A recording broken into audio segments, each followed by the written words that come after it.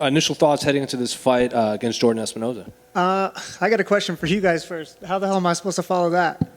Like, man, that dude can speak, right? Right. Initial thoughts on Jordan. I think it's a good matchup for me.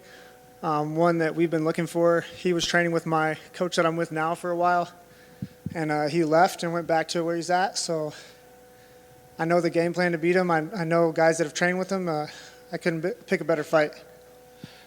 When he was breaking you down, he was using phrases like he knows what to expect, but not in terms of techniques. He just knows you're going to come in there, and he has to be ready for pretty much anything. So are there tendencies you see in his fight at all that you know you can take advantage of? Yeah, I mean, he's a heavy jab-handed fighter. He's a one-handed fighter. He's all lead side. If I shut down his jab, he's got nothing from his backside. So the game plan is easy: is shut his jab down and crowd his jab, and then go from there. Now, what's it like being on a card this massive? It's probably the biggest pay-per-view we've had of 2021 so far, but obviously the most stacked. I mean, it's huge. My teammate's fighting for a world title. That's big. I'm splitting my coach and my team. But I fought on big cards before. I fought on cards where Conor McGregor was fighting. I fought on cards where George St. Pierre was fighting. I fought on these big shows before.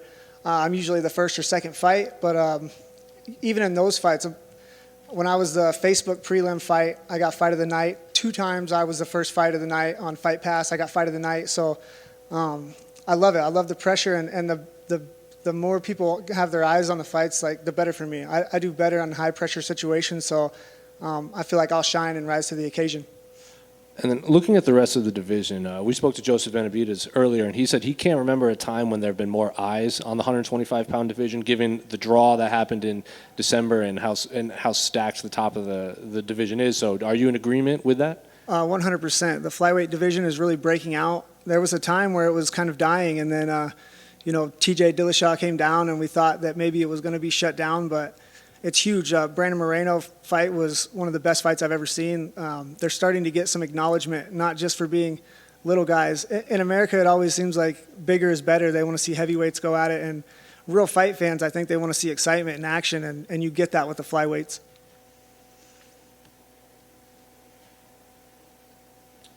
As a flyweight, what's going through your head when you're watching that fight between the champion and Moreno? I mean, I said this to my dad right after The Ultimate Fighter. I trained with Brandon a lot. He was the first fight on my season. He got banged up. I took him out afterwards, or after he lost, and I picked him as my training partner. I told my father after the show, I said, this guy's going to be the champion of the world, and I was serious about that. The kid is good. He's a nightmare for a lot of people.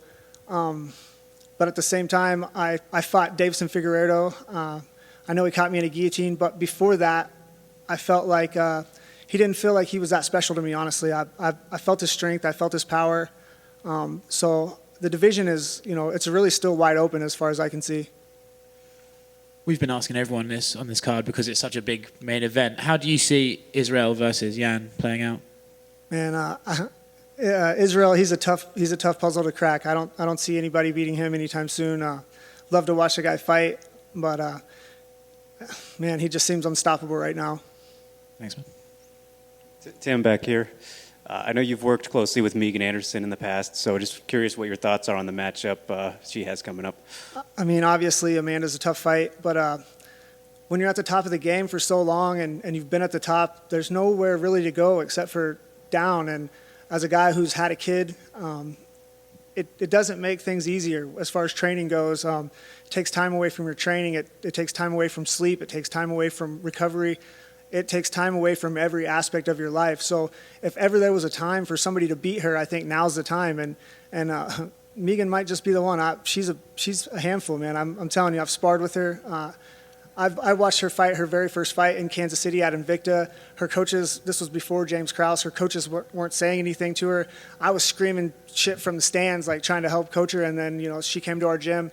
I feel like this might be her weekend, and the strap's going to come home to Kansas City, and it's not just good for James Krause and Megan, it's good for our whole team. Thanks, Tim. Good luck. Another quick, what's it been like training with James Gallagher is with your team now? What's it been like training with him? I was a little bit leery about that. I just seen the guy on the internet, but man, he's great. My wife, Gina Mazzani, is a southpaw. He's fighting a southpaw. They've actually been training together and drilling together.